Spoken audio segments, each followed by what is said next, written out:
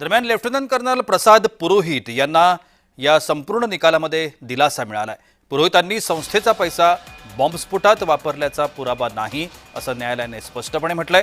पुरोहित यांनी आरडीएक्स आणल्याचा देखील पुरावा मिळाला नाही असं देखील न्यायालयाने निकालामध्ये स्पष्ट केलं। न्यायालयाने राहुल गांधी असो, सोनिया गांधी असो की चिदंबरम असो, त्यांना थोबाडीत तमाटा मारलाय।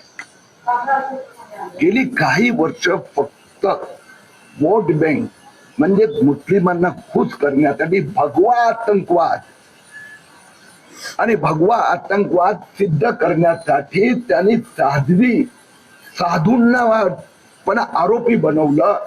न्यायालयाने आज सांगितलं हे सगळं भोगत होतं, खोटं होतं। सोनिया गांधी, राहुल गांधींनी, काँग्रेसनी देशाची माफी मागितली पाहिजे। दरम्यान एटीएस कडचा तपास राष्ट्रीय तपास यंत्रणांकडे देण्यात आला होता। आपण या संदर्भातली माहिती बघूया। एनआयएनं 2016 मध्ये आरोपपत्र दाखल केलं होतं।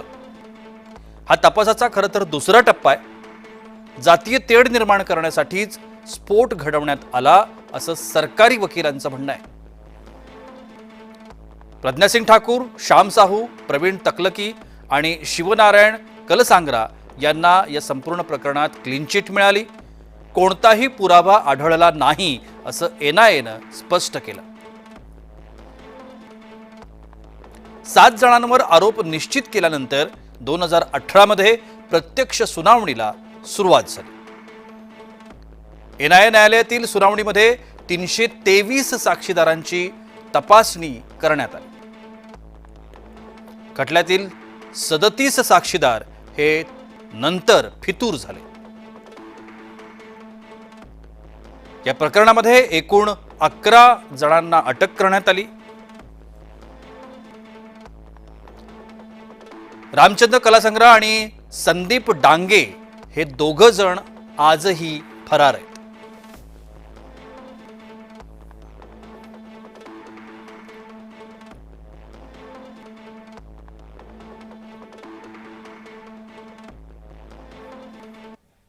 दोन 2008च्या मालेगावच्या बॉम्बलास्ट नंतर खऱ्या अर्थाने एनआयए कोर्टनी न्याय देण्याचं काम साध्वी प्रज्ञा सिंग असतील, त्याचबरोबर कर्नल पुरोहित असतील किंवा त्यांच्या बरोबरचे सगळे साथीदारी असतील, 17 वर्ष टॉर्चर करण्याचं काम काँग्रेसच्या माध्यमाने झालं।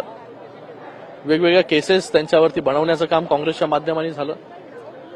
काँग्रेसनी जो नरेटिव्ह पसरवण्याचं काम केलं होतं, सुरू करण्याचं काम केलं होतं, भगवा दहशतवाद, त्याला हाणून पाडण्याचं काम देखील एनआयए कोर्टच्या माध्यमाने झालेलं आहे। जहां 2 इन्वेस्टिगेटिंग एजेंसीज आती है वहां हमेशा 2 इन्वेस्टिगेशन का तालमेल नहीं बैठता है और इसीलिए बंबई के कोर्ट ने इस सभी अभियुक्तों को रिहाई की है। हालांकि वो ट्रायल मैंने नहीं चलाई, लेकिन जहां तक मैं जानता हूं कि ये पूरी ट्रायल ये सर्कमस्टेंशियल सबूत पर आधारित है और सर्कमस्टेंशियल सबूत का प्रिंसिपल ये है कि उसकी कड़ी जुड़ाना पड़ता है और कोर्ट ने ये अपने फैसले में कहा है कि प्रोसिक्यूशन ने ये कड़ी नाकाम हो गई प्रोसिक्यूशन और इसलिए आरोपी की रिहाई हो गई।